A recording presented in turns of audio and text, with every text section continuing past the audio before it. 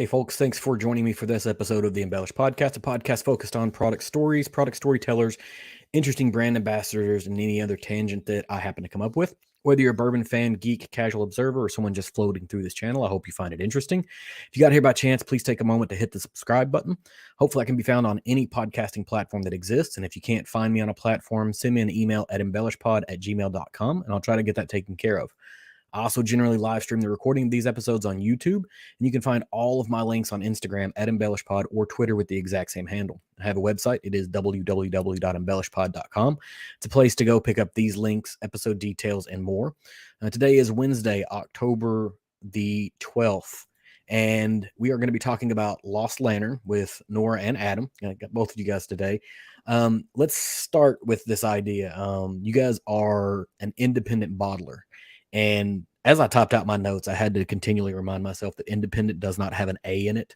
I don't know if that's a thing that you guys run into regularly or not, but I don't spell it enough. But so independent bottling is pretty prevalent in the rest of the world, but maybe not so much in North American whiskey. So give me an idea of what independent bottling is. Yeah.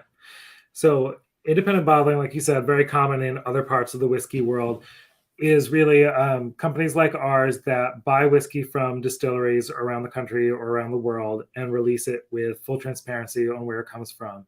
And the idea really being to help people discover whiskey from distilleries they otherwise couldn't get their hands on or didn't know about, or both. Often they also do some blending and creating unique releases that couldn't exist on their own. So this is a tradition that's existed in Scotland for 200 years. And for a long time was often the only way to get a lot of single malts that are now quite common. But in the 80s or 90s, independent bottlers were the only ones putting out those whiskeys under their label. So we've really brought this model to the U.S. market. We release whiskey from distilleries from all across the country. We've sourced whiskey from, I think, more than a dozen states already in the 2 years since we've launched, and put it out always with full transparency where it comes from, to help people discover distilleries they don't know and tell their stories and explain why people should be excited about them, even if they've never tried that whiskey before. And I've noticed this. Maybe it's not a growing trend. It's been around for a while. You guys have been around for a while. But we have people like Mash and Grain, who are a website that have now turned into a blending group that they're focusing on a lot of what might be considered craft. And I don't like that term because that can have, if you hear some loud cracking, there's a thunderstorm in my area, so you may get to hear that. But there's kind of a negative connotation that can come with the word craft. And I think that's maybe going away a little bit, but Mash and Grain is doing that. And then Blind Barrels out west is explicitly selecting craft distillers. Eads Blind did the same thing. Everybody's kind of focusing on this. What is your take on like craft? Like, are you guys focusing on craft, or just anybody who's making whiskey that is good? So we like to say we focus on newer distilleries. Craft can mean many things to many people, good, bad, ugly, whatever. But for us, really, we're focusing on distilleries that have something interesting to say about what whiskey can be. And so far, that's been distilleries that have opened in the last 10-ish years, with a few little outliers in the 20-year category. But in some ways, we are trying to bring drinkers to new places, to discover new things, where we all know and love Kentucky bourbon. We all know and love Kentucky rye. But what a lot of people don't necessarily know is that great bourbon is also made in Iowa, in California, in many places. And part of that is because a lot of these newer distilleries are focused regionally. So it's really hard for drinkers to find really good things unless they spend a lot of time and money sifting through everything. So I think more and more there's an opportunity for companies like ours to help people find what's interesting out there. And we sift, we kick the tires, we visit every distillery we work with so that we understand what they're doing, who they are, what their geography is like. And for us, the interesting thing is, no, Iowa bourbon is not going to taste like Kentucky bourbon. But why? Why is that great? Why is that different? And so I think that there's a lot of really great whiskey that's being made outside of places like Scotland or Kentucky. And you're starting to see a bunch of companies rise to the top with that, because it's a market that people haven't really cracked yet. Yeah. And I'm absolutely love like I said, I don't have a problem with craft, but craft can have a connotation to it. Yeah. Smaller distilleries have an agility that large distilleries can't, for innovation, for partnering with local producers. I think about at a smaller scale, you can partner with a single farmer to have him try to identify a specific variety of corn that you want to use that no one else is using.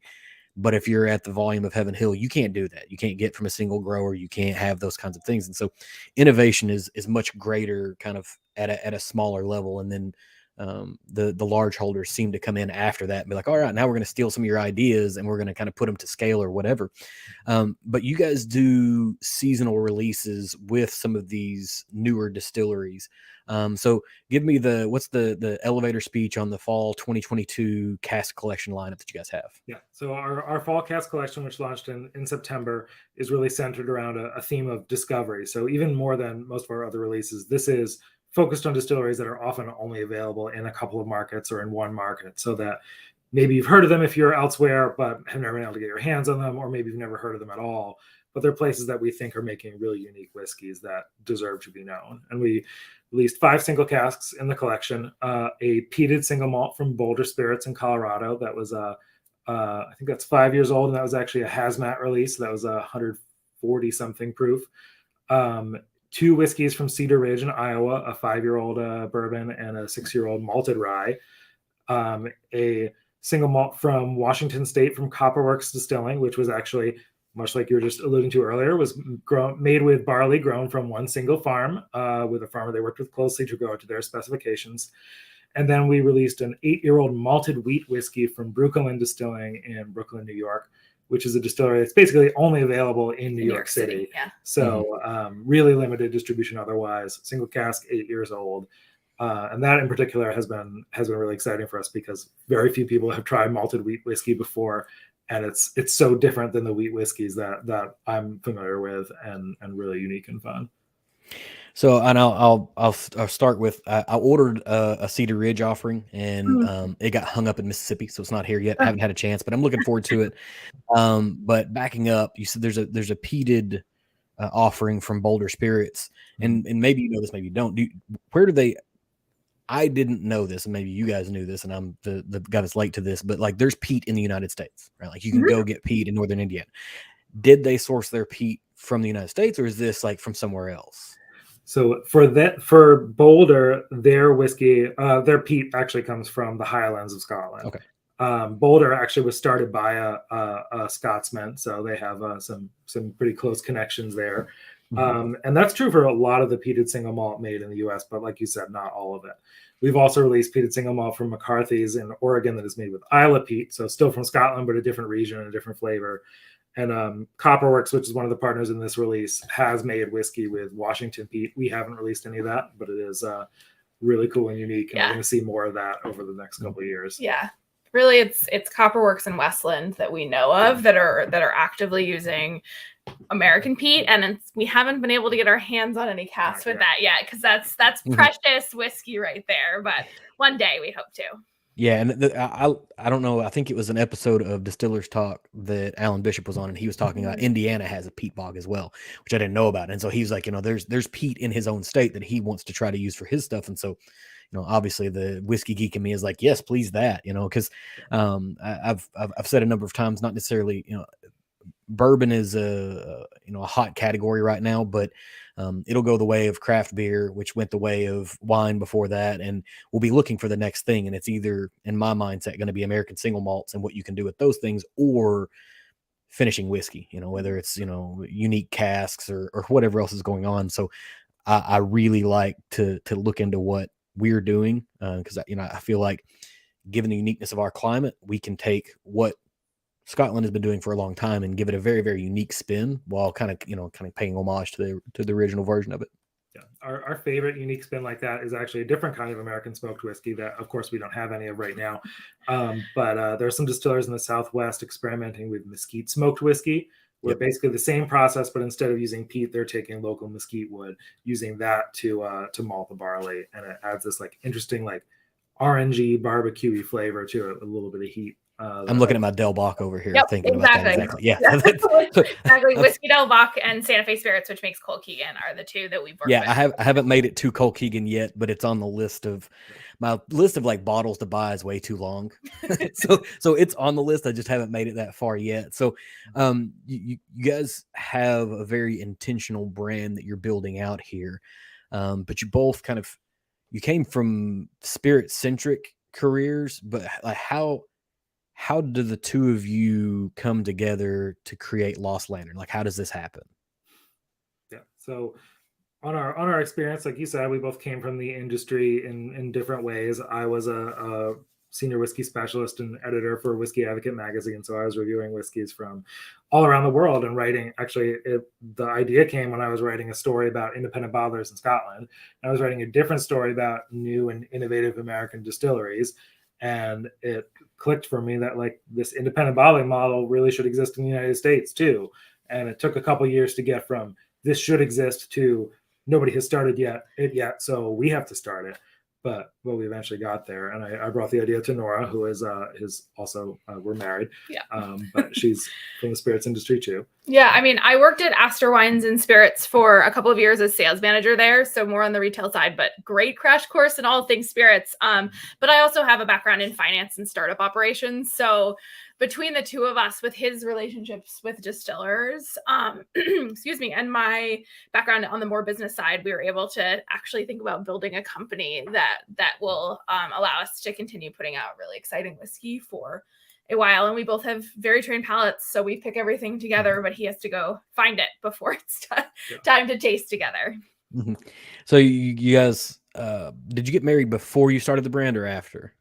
Actually, after we got engaged shortly after we moved out of New York City and started an 8-month road trip around the country to visit distilleries. But at that point, like we were pretty deep into planning that we're going to start this business together. We like one would hope that that would extend into getting married, but you never know after 8 months on the road what way that would end up. Right, and that's part of me questions like, if you got married and then decided, hey, let's start this brand new business from complete scratch and add those stresses on, like what's the next stressful thing you want to add into that marriage? But you started the thing and then you like, you know what, we started this stressful thing and then we can make this work here. But you mentioned you went on an 8-month trip. I think I read somewhere it was like 100 distilleries through the course of 8 months, which sounds both amazing and terrible at the same time. Right, because that's like a lot. That's a lot to go through. It's a lot, especially at that point. We're staying at a lot of weird Best Westerns on the outskirts of towns. And I remember when we went to visit Wyoming Whiskey, which is like probably the most remote distillery I've been to anywhere in the world, including the Highlands of Scotland. And like, there's one town of 3,000 people, 20 minutes away from Wyoming Whiskey, and that's the biggest town for 4 hours in any direction. And it's wild. So we were staying in a Best Western that was centered around an old hot spring. So the whole place smelled like sulfur, and it was experience. A lot of experiences like that, but also amazing, like seeing parts of the country you would never go to otherwise. We went to a lot of national parks along the way. And but it's very much become part of how we assess a distillery, because having that experience, getting a chance to feel climate and talk to people and walk a distillery and go way down the rabbit hole with them about their process and why they chose that particular process and what it means for how they think about whiskey. It was so important as we began telling the stories of these distilleries that it is something that we've committed to, that now this is 100% always going to be something that we do. It helps us both just see what they're up to, make sure the whiskey is of the level that we want it to be before it goes into our program. And it helps us explain why the whiskey is so special and tell the story of those brands that we're working with. Yeah. Like I'm a journalist, and as a journalist, I always saw myself as a storyteller. So we want to find the distilleries that not just are making great whiskey. That's just like the starting point. But like Nora said, have something to say, have a unique story. How do they come to start doing this? Why are they doing it the way they do it? What does their climate do for that? Like just as I did when I was writing for Whiskey Advocate, we use what we're doing at Lost Lantern to help them get their stories out there and introduce it to new people. Yeah. And I like that. I've told my children, I've got two kids, both are under the age of 13. And then, they get those questions of like, what do you want to be when you grow up? And I've told them forever, it's like, the only thing I ever want you to tell people is I want to be a storyteller, because regardless of what career path you go down, if you can tell an effective story, whether it be from a business perspective, which is what I do, or from a more creative perspective, which is what my wife does, like it holds true that it's a valuable skill set. It's kind of no matter what you do, but there's a growing trend of craft distilleries that are trying to create fantastic distillate with the intent of being bought out. Like they want to build up a brand, they want to sell it to a Stoli or sell it to a Diageo and make a bunch of money. And there's nothing wrong with that, but that doesn't feel like you would have to get on the ground with the distillery to kind of get a feel for, is that their goal, or are they, creating something intentionally crafted with a unique story to tell? And I like this idea that you guys are going and, making sure you kind of feel out the brands. And I'm not saying anything negative about those other people, but when you did this was like in 19 and 20, right? That you did the 8-month trip sometime around that 2018 to 2019. Yeah. 2018 through 2019. Sorry. Yeah. So since then, and I may be wrong, but I feel like there's been a really large boom of craft distilleries. There was a bunch then, but we're up beyond, I think, 2,000 now in the United States. Like, are you going to do this again? You're going to do another like 8-month? Let's hit everywhere we can. Never Not again. that long, but No. I actually spent a little more than a month on the road earlier this year in April and May, just driving around the Southeast and like Tennessee and the Carolinas and Georgia, and dipped into Florida a little bit to visit some places there, and only really scratched the surface doing that. But there really are so many places that are opening up, and we find it's often takes them 5 to 10 years, usually closer to 10, before they're at the spot where they really honed in on their process. Their whiskey is aged a little bit. They're really happy with what they're doing, and starts to get to the point where it's interesting for us. So we're always keeping an ear to the ground. I have a long list of places where it says like, I'm going to check back with them in 2 years when it's a little bit older, and really getting in there, because there's going to be a lot of really, really exciting stuff in American whiskey 5 years from now, not just from Kentucky, but from all over the country. Yeah. It's I agree, and I hope most of it's not coming from Kentucky, because we have a niche, not even a niche. We have a market. We have a major market with bourbon or Kentucky whiskey specifically, but the rest of the United States has a lot of things to say, and that's far more interesting. Like, I live in Kentucky. I'm from Kentucky. I want to see what everybody else has got to say. Do you guys keep a library of all of your bottlings, just like a historicity situation here? Yeah, we have a number of, we hold back at least a case for our own purposes of all of our releases. And some of those may be released in the future, a handful of those, but some of them are just because we need a reference. It's really important for us to understand where a distillery, even in our partnership with them, where that distillery started and where they've been since we started working with them. So I think we started to explore what that looks like a little bit with our fall release, because that included a 5-year-old bourbon from Cedar Ridge. But our very first single cask bourbon in 2020 was also from Cedar Ridge. So that was just 2 years ago. That was like a 3.5-year-old cask at that point, and this new one is 5. So it's just interesting to see that difference as they've just matured a little bit over the last 2 years. And I think both are great. The first one is a little lighter and creamier. The new one is like bigger and spicier. But it's fun to start to see distilleries really evolve in real time like that. So you're effectively building. And I assume you guys have a plethora of samples as well from numerous different distilleries. Yeah. You have more of a like a microclimate of United States whiskey kind of existing as a part of your brand, and there's some anthropology in there, I think. But has there been a single bottling that you guys have done so far that you're like, this is the measure of success, not necessarily flavor profile, but like, this is the thing that we're going to measure our success against going forward? It's a good question. I think there are a couple of them, and they're usually the really innovative ones, the ones that we don't even know to ask for. Like, one of our very first whiskeys that we put out was from Iron Root Republic in Texas, was a corn whiskey from there that was they distilled it very early. And when we went to visit them, we went to buy bourbon, and they said, sure, you could buy bourbon, but you have to taste our corn whiskey too. And that was something that was really special and delicious, and we were like, we're gonna buy it. We have no idea if people are gonna want it, but this is the kind of thing that we build our business on, innovative things like. And it was, what was it priced at? 108.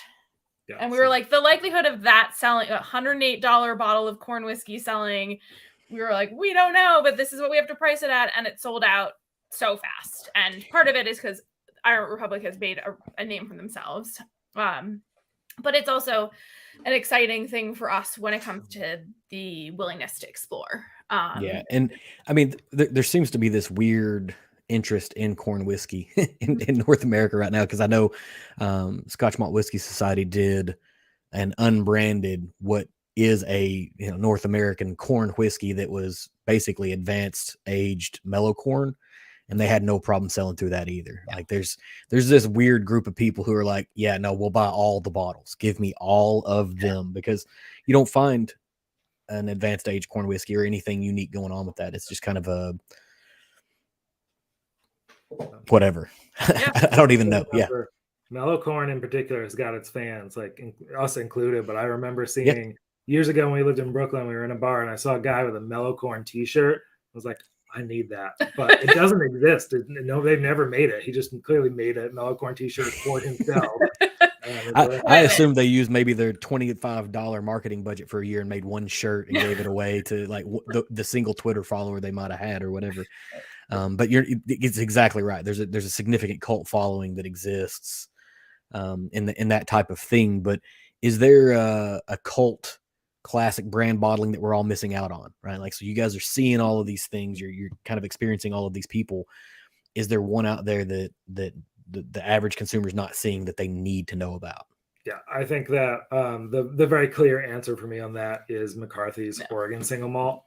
It's a peated single malt made with Isla peat. It is, to my knowledge, the very first American single malt. They started putting it out in the mid 1990s.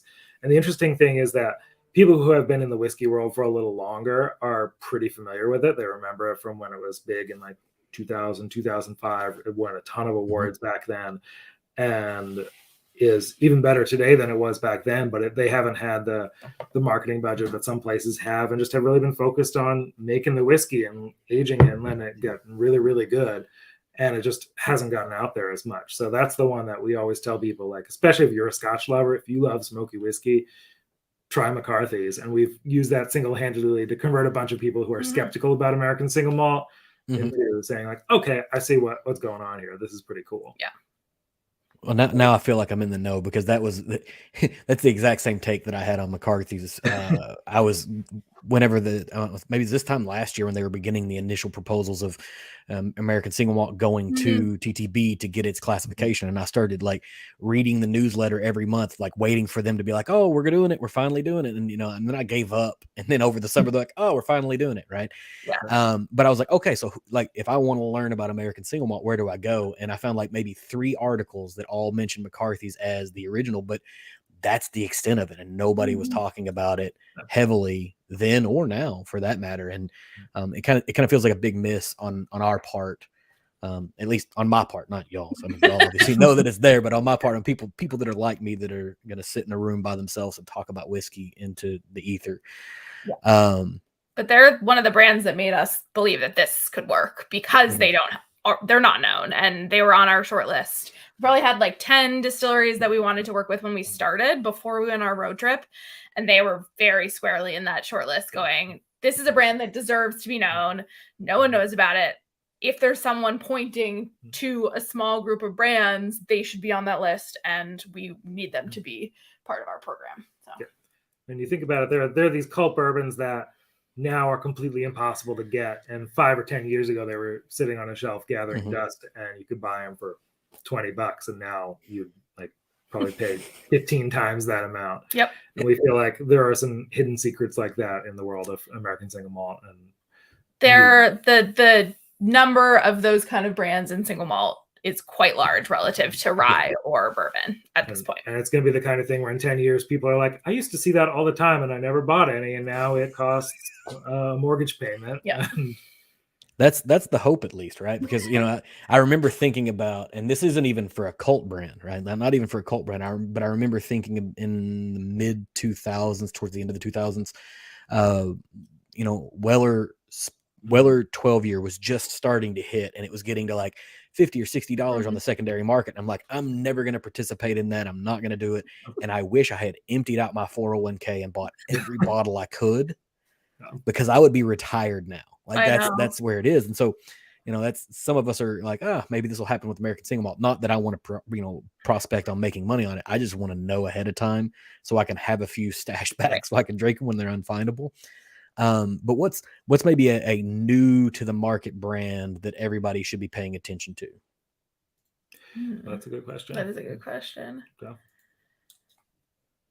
And I think that Copperworks which is in Washington State, is relatively new. They're in our fall collection, and they are only available in Washington State. But it was founded by some of the top craft brewers in Seattle who had been working and brewing there for 20 years, and eventually were like, why don't we go make whiskey? And if you make like really good whiskey, it should be made from good beer. So they're basically distilling non-hopped beer and aging that.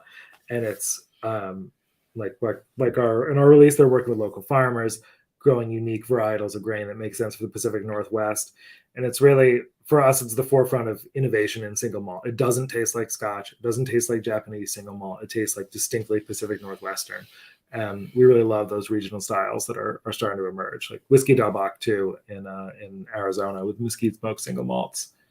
It's hard because they're 10 years old, but yeah, they're just starting. Like a lot of these distilleries have been so focused locally that they're just starting to break out of the regional market. So a lot of the places we work with, they don't feel new to us because we know how long they've been around, but we know that they're somewhat new to drinkers. I think another great example is Frey Ranch, which is becoming also a cult, or with getting a cult following, but because they're primarily released only in Nevada and California, but they make some really fantastic bourbon and rye as well. And we put out 2 bourbons with them so far, and it was hard to keep them on shelves, or I guess on internet shelves. So it's a good spot to throw in that we Lost Lantern is primarily available online. Like, we work with retail partners that can ship whiskey to around 40 states. So on our website, lostlanternwhiskey.com, it just does a drop down, you put in your state, and it tells you where to go. Sometimes it's Sealbox, sometimes it's other retail partners. But we're generally not on store shelves yet, since it's such small volumes. It's hard when you're doing single casks. Yeah. You said yet, though. Is there an intent to be on a store shelf? We will eventually. Yeah. That's in the long-term plans, not in the next 3 months, but it's in the next couple of years.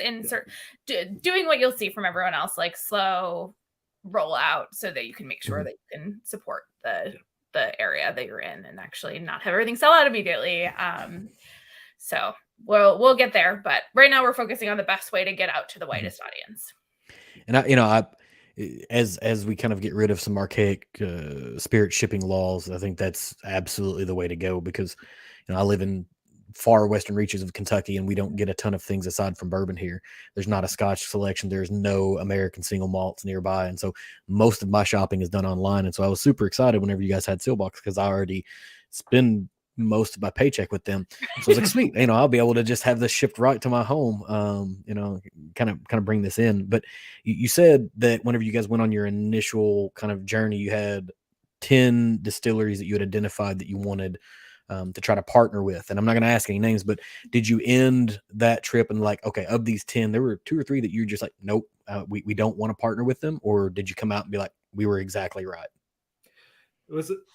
It was mostly right, and then we found so many more places that we had not known about and wanted to partner with, because that was part of the idea for this in the first place. Like, we were pretty involved in the spirit scene in New York City, so we knew a lot of brands already, but end up knowing the brands that have the reach to if they're not based in New York, that they have the marketing dollars to go there and talk to journalists and sell the Astor wines. Whereas there are other places like Copperworks in Washington, Watershed in Ohio, where like they're happy with their home market. They don't care if it's known around the country yet. And so those are the hidden gems that we really wanted to find. And we had to go around and visit and ask other distilleries who else they liked in that area, and that's how we found some of the lesser known nationally names. Because who better to ask than a distiller that we respect. And that's a thing that's unique to the whiskey marketplace, to me at least, is that you rarely go into any marketplace and be like, all right, we like what you have, but what are your competitors that are really good as well? Because most people are like, no, I'm not telling you that. But Right. within whiskey, they're like, no, let me tell you about this guy over here that's doing this thing that's really, really cool. Like, do you guys find that weird too? Is that like an odd thing? We love it. I mean, Mhm. it speaks to why we like being in this industry and why we like what we're doing, because we see all of the relationships we have as partnerships. But it really is a mentality where I think in some ways all of these distilleries feel like upstarts. Mhm. And so if they get some success, they want this other person to. And so there really is a like what is the saying? Rising tide lifts A rising tide lifts all Thank you. boats. I can never Yep. get it right. Yep. I use that I at always work at say least something- 10 times a week. So I understand. Yeah. But it feels like they're in it together, especially in states where it took some work to get the ability to distill. And so those distilleries had to band together 5-10 years ago to be legally allowed to distill. That really, that camaraderie is built out of those kind of relationships and extends, and we've seen it extend many years after that as well. And we couldn't do what we do if it wasn't like that. Like Yeah. we're going to distilleries and saying like, hey, your whiskey is really good. Let us buy some and put your name on our bottle right under our Mhm. name. So like they have to trust us with their brand name and entrust us with their story. And if it was a market where everyone is at each other's throats all the time, that would never happen. Right. But instead they see us as just another part of the community, a way to get the story out there to people they wouldn't be speaking to otherwise. Right. And just an opportunity to do something cool. Sometimes an outlet for unique casks that even for places that do have national reach, but for smaller things that they wouldn't know what to do with otherwise. Mm-hmm. So you guys have in this particular fall release, you have 2 offerings from Cedar Ridge, and then you bought from Cedar Ridge before. Do you guys have like a list of favorites and like they're kind of sitting on the top of it, or like they're what we call one of our core partners, where they are great people, easy to work with, very consistently fantastic whiskey. And going back to what we both said a little bit, they have a really unique perspective on whiskey. What the whiskey that they make is really interesting and feels very Iowa to us. And it's not Kentucky bourbon. And that is one of the things that we love about them. So it's a combination. We generally look for the people have to be great. The whiskey has to be great. And they have to have a unique perspective. And they're one of a handful of distilleries that really hits that mark for us. Yeah. And they were one of the places that we knew from before we even started a road trip that we wanted to work with them. Yeah. And since, I think even after we first visited, but for the last couple of years, they've been the top selling bourbon in Iowa. They outsell Jim Beam in Iowa by like 35-38% now. it's ridiculous. At a much higher price point. And it's still like $30-ish, but compared to Jim Beam, that's a big jump. And it shows the loyalty of their fan base in Iowa. And we really like to highlight that in the rest of the country, people who can't necessarily get their hands on it. Yeah. Iowa State pride seems to be pretty heavy there. But then he also has he does the quintessential, which is their thing. Like I love all of that. This core partner list, is this like a thing that you guys talk about, or is it just kind of like you're saying like who else is a core partner? Balcones is one of our core partners. There's nothing formal to it. No. There's no contract with them or anything like that. It's just the places that we worked with before, we've worked with a second time, and we know we're going to keep on working with and starting to do other kinds of projects beyond single casks with them too. I think those are the 2 most notable ones right now from things that we've actually announced or released so far. It's not, as Adam said, it's not official. It's more just how we think about it internally, because as we build our brand, it's who are we going to potentially start buying larger amounts of whiskey from over time. Yeah. And this is entirely selfish, because now I'm like, okay, now I'm getting a list of people that I need to regularly purchase things from, which luckily I already have things from both of these brands. Like these are people that I'm already following. So I feel like I did something sort of right. And you mentioned in there, you may not be able to say anything else, but you mentioned other kinds of projects than single barrels. Yeah. What does that mean? Or can you say what that means? Am I allowed to talk about that? Well, I'm going to talk about it. Yeah. You can, like I said before we started, you can say no. We've hinted at it. We had hoped to get some new stuff out this year, but they're not actually going to come out until I don't want you to say anything that you're not ready to say Fine. yet. I heard the thing in there, and I can ask again later sometime. We're working on creating some releases of whiskey that are sourced from a single distillery, but are a little larger than just a single cask, but are still both unique to that distillery and unique to us. So we'll have to. It's a way for us for those releases that go faster than we would like to build volume and be able to do unique things. Because every once in a while, something will sell out in an hour, and that's cool because there's a lot of demand. But that sucks for all the people that don't have the ability to get on their computer at noon on a random Thursday. So we're trying to do it so that it both like continues being really unique and exciting, but doesn't create this mad scramble on a given day, because we don't like that as consumers, and we know that some of the people we work with, that's really frustrating. So we're trying to balance unique with the ability for people actually to get their hands on a product. Awesome. So consumers appreciate that. Now I work in software, so I'm in front of my computer all the time. So those things don't bother me, because that sometimes I can sneak in. I can be one of the people that sneaks in and grabs a thing before it's available. But then sometimes I'm in a meeting. I understand that. Are you guys considering any contract distillation, or are you going to always be just doing independent bottling? It's always going to be independent bottling, but there may be some places, probably among our core partners, that we eventually say like, hey, we're going to buy X number of casks from you every year. We'll guarantee that. But I don't think we see the need to have them lay it down for us as new make right away, which is the way it often works in Scotland with some of the bigger independent bottlers, because we want it to age in the environment where they are. We're based in Vermont. Whiskey doesn't age very quickly in Vermont. It's pretty cold for about 6 months of the year, and very cold for the other 6 months. Right. So yeah. And I think the distinction we make between contract bottling and independent bottling, whether or not you're buying mature whiskey or new make, is we think of independent bottling as buying whiskey that distillery would make for themselves. And even if it's new make and we're aging it, we may think about that down the line. But like contract bottling, where we're prescribing, it's still their product in their storage location, made to their specifications. You're just saying we're buying this ahead of time, so that way we know we have the volume X years down the road. Exactly. And I think that's nice for them and nice for us, so we can all plan for that. So we are going to do something. You have the potential to say, you guys normally age 4 years, and we're going to take it to 7 because we want to do something unique. It's still their stuff. It's just an advanced age version of theirs. Exactly. So I like hearing that you guys are doing things to try to increase the volume that you'll have available to people. But I read that I think you guys expect to do somewhere between 5,000 and 6,000 bottles this year. Are you going to make that, or is this a successful year? Or it's a successful year. We're not going to hit that because we pushed some releases.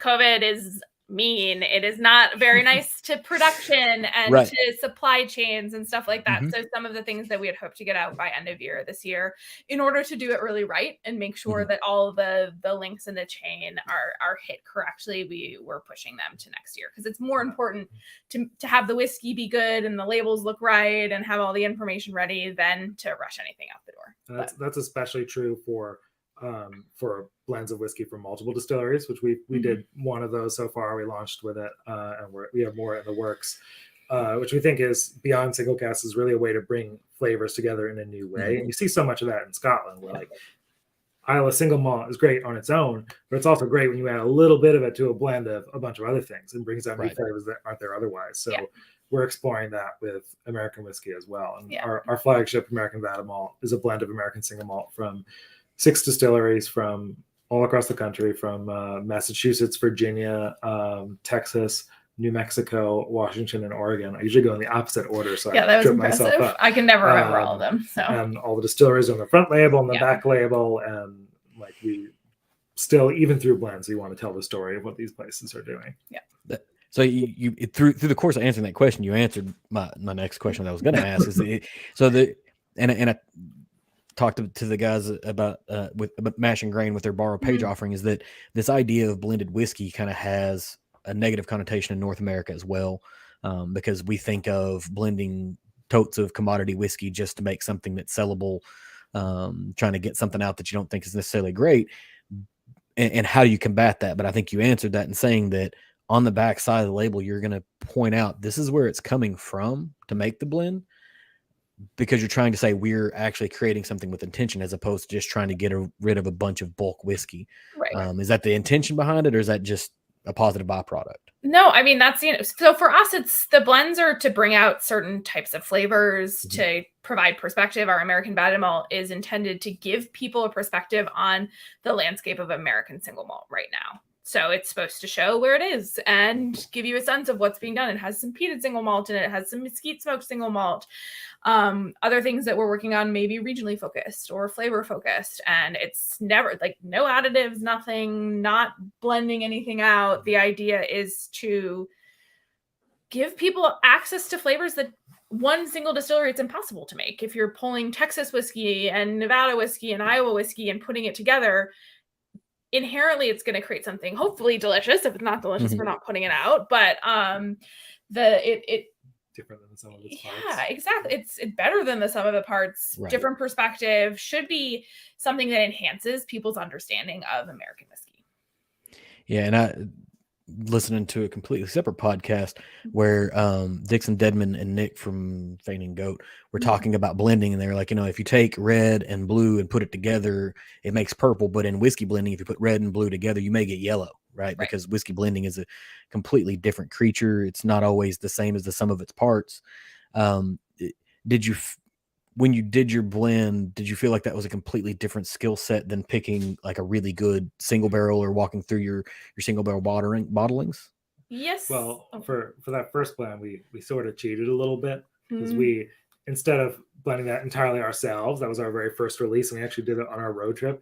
We were at a whiskey conference, and we invited some of our very favorite American single malt distillers and blenders from around the country to create that blend with us. And they brought barrel samples, and over the course of a long day, we blended it together. So it was kind of our way to tap into all of their expertise and also see them getting to blend with other people's whiskey, not just the whiskey that they made themselves, but their peers.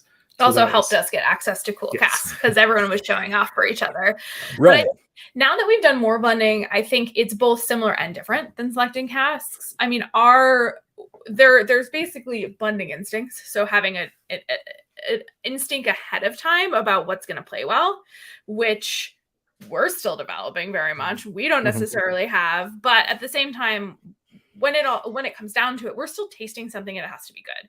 And that's in many ways the same process. So getting to the point and saying yes is not actually that different than selecting a cask and saying, yes, this is of a single cask quality. So it's that in between.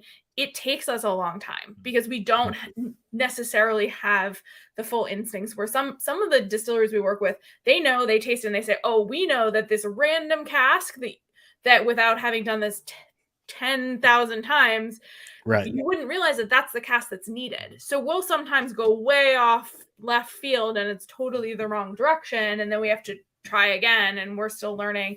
That is a very different skill set. But when it comes to assessing whether or not a blend is ready to go, that is very consistent with our trained palates already. And you use different whiskey for blends than for single casks. Like if you blend your 10 favorite single casks together, it's probably going to taste pretty bad. They're going to conflict with each other. It's going to be like one big garbled mess. But when you're looking for blends, you want some barrels that don't stand on their own, but add something that wouldn't be in the blend otherwise. Like you would never just eat a tablespoon of chili powder and be like, oh, wow, that was amazing. But if you add that to a dish at the right time and in the right amounts, it's going to make it so much better than it would be without it. Although you may be on to the next like viral internet craze of just eating chili powder just straight out. You heard it here, folks. We'll put it out into the world now. But I had a thought and I lost it completely. The chili powder threw me off. It was so far off.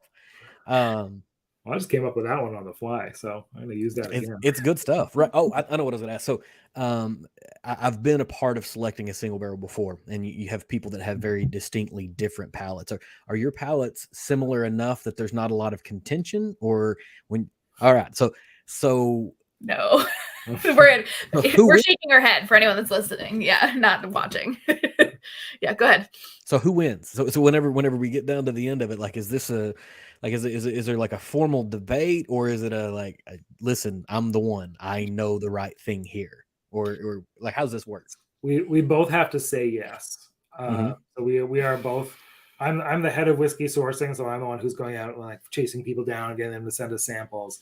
But ultimately, we're both on the tasting panel, and we decide together, and both have to agree because we're putting out whiskey from places that a lot of people don't know or haven't tried before, and it costs money.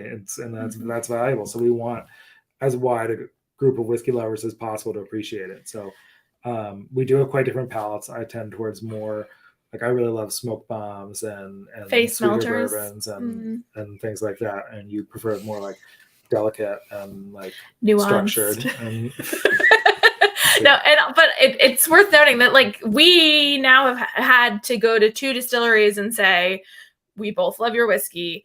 We cannot agree on a cask, so we can't move forward with buying. One of those we've already now gone back and done samples and bought casks from them, but there is no trump card. There's no winner. If for any reason neither of us say yes to it, we'll taste it and taste it and taste it and taste it and hope that someone changes their mind. But if we can't get there, we won't buy a cask. Now, that being said, you can sometimes tell who is the dominant voice in a cask. We've started some of the people that buy a lot from us have started to understand if it's an Adam cask or a Nora cask and know who was the one that was really pushing for it, and the other person probably was like, okay, fine, yes, this will be exciting to this group of people, but when it comes down to it, we both have to say yes. And so are you you guys are the tasting panel, the 2 of you? Yep. That's it? Yep. For now. Okay, you were going to say something, Adam. Sorry, go ahead. I was gonna say, unlike a lot of like single cask selections for like a collab or something like that, we never select or never do the final selection on site. We sometimes we'll taste barrels there, but we'll always say like you have to send it to our neutral lab, which because of COVID is our kitchen table. But so we can taste it in that neutral environment, because I'm sure you go to a distillery, you fall in love with the environment, the feel, the air, the aromas, everything tastes great, and then when you come back home with it, you're like, okay, these are all good, but these 2 or 3 are the ones that really, really shine. So we always do that and never buy when we're in the room. Yeah, and we taste everything a minimum of 3 times. So no fewer than 3. I think the highest we've done 14 flights on. I don't think it was that many. But maybe 12, but it felt like it was endless because it was the issue was that we both said yes to too many. At the time, it was pretty early for us. We could only buy 4 casks or 2 casks from that distillery. And so the issue was not whether or not we were going to buy it. The issue was which ones choose. 2 of them were we going to buy, and that took forever. So there was the rare time where every single sample we got from that distillery was amazing and all totally different from each other. They were from St. George Spirits in California, which is the oldest craft distillery in the country. They're 40 years old this year. And everything was good and totally unique. So we just really had to tear our hair out to figure out which ones. Right, because everything, I think it was like they sent us 12 samples and 10 of them were yes from both of us. And so then we slowly, painstakingly, every time we tasted, we removed probably 1 cask and said, okay, this is our least favorite. And that was the hardest selection we've had to do. So, and I like the rule of 3. That's kind of how I live as well. Like anytime I taste something, if I like it the first time, then I know that at some point in time I'll like it again. But if I don't like it, I have to try it 2 more times, weeks apart. I want, some time to, maybe it's something I ate, maybe it's the environment around me, maybe I'm getting a cold, whatever. Things can impact, your flavor profiles. And then you guys mentioned tasting, on site. If you're doing a barrel selection, say at, Wild Turkey in December and you're in the rick house and it's 30 degrees outside, it's not going to taste the same as whenever you pull it out and it's warm and hot. And so I can appreciate that. And for all of the distilleries that bring you into a warm, heated place and bring you, room temperature whiskey, it's fantastic, but you can get caught up in the moment. But going back to the, you guys kind of opposing each other, having things that you can identify as a his versus a hers bottle. Have you ever thought about releasing 2 single casks, one she picked, one he picked, and say, all right, but not tell people which one's which? It's like, here's the 2. And then after the fact, you can say, this is who picked that. I think we'll probably do that in another year or 2, like start to get a spot where we each get like 1 red card a year or something, or a green card where it's like, okay, even if you said no to it, I love this one enough that we're just doing it. Get like and then we'll tell people that. And I do think that'll be interesting.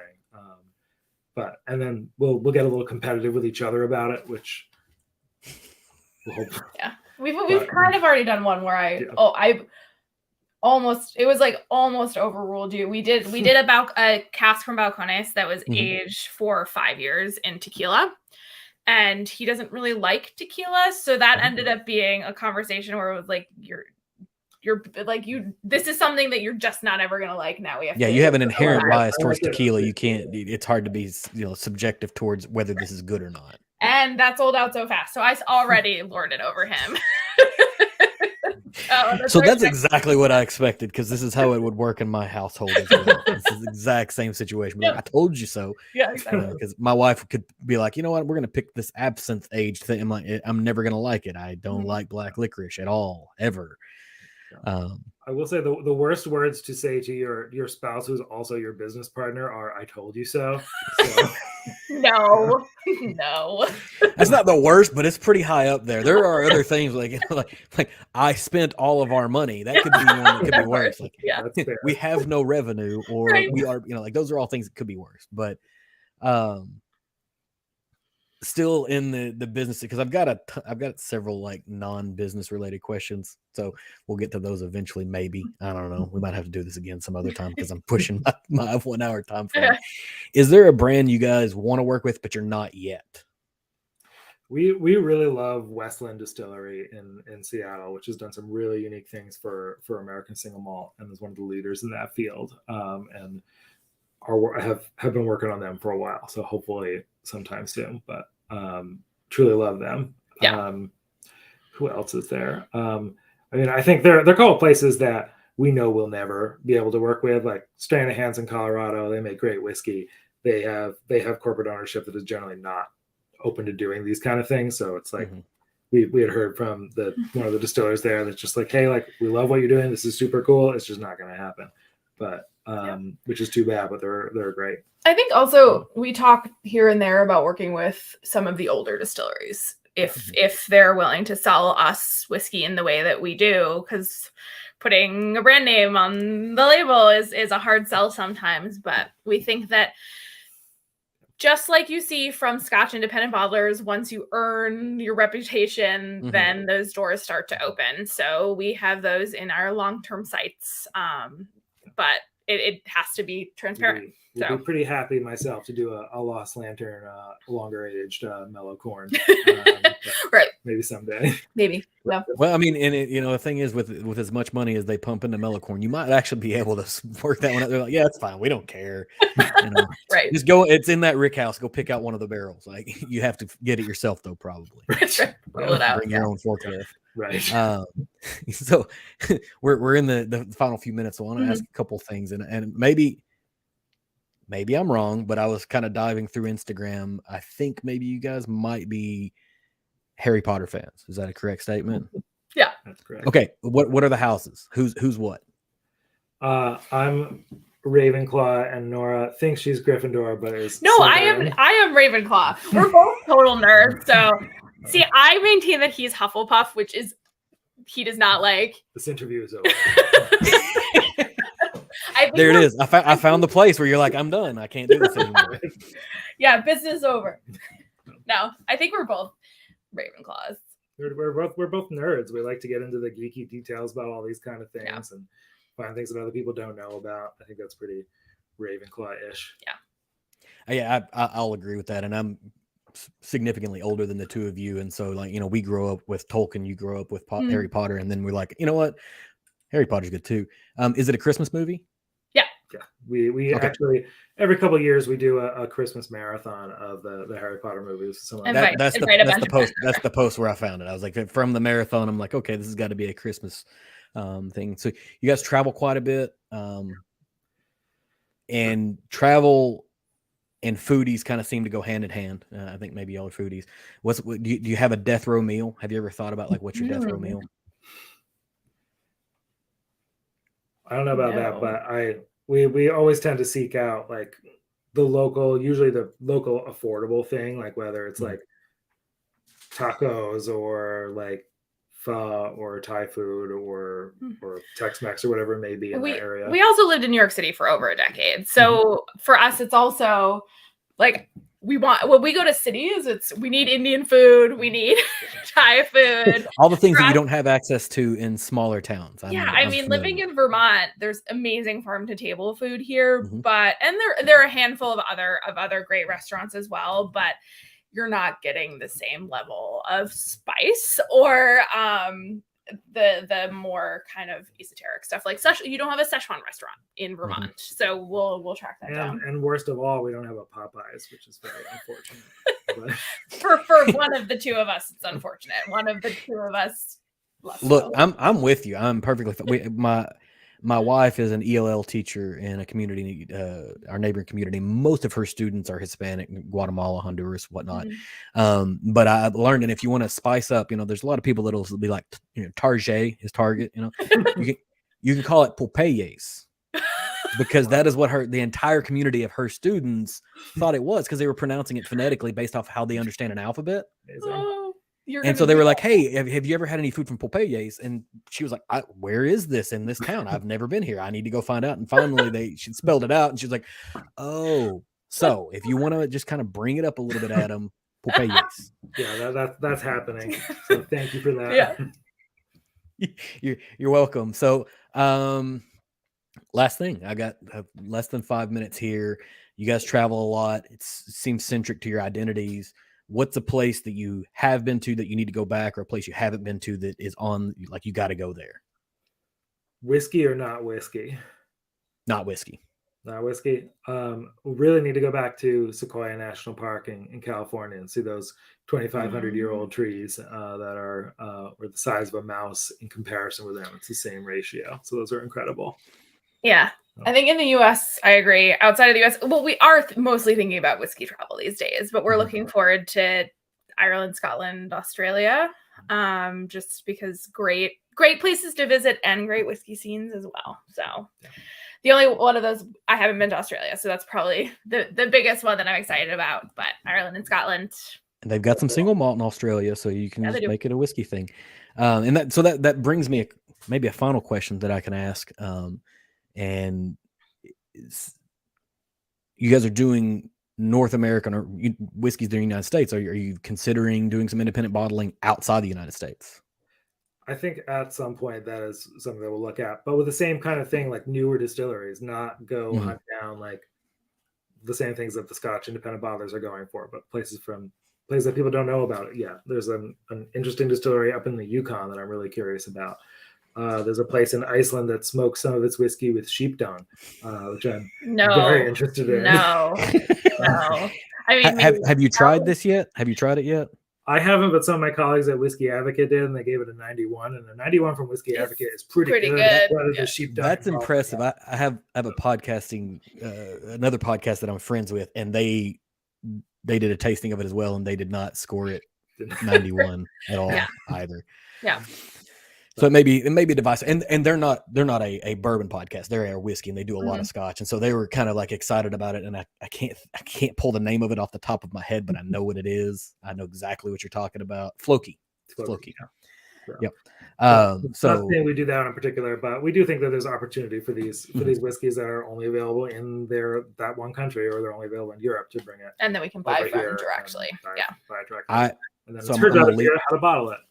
I'm going to leave it here. I need you guys to do an independent bottling with Starward getting their ginger beer cask. Oh, because it doesn't generally come to the United States. One of their brand ambassadors here in the United States, Jake, has a podcast as well, and I've talked to him a number of times, and I got to try a sample of it, and it was one of the most fantastic things I've ever had. So just do that, and I'll buy like 5 bottles.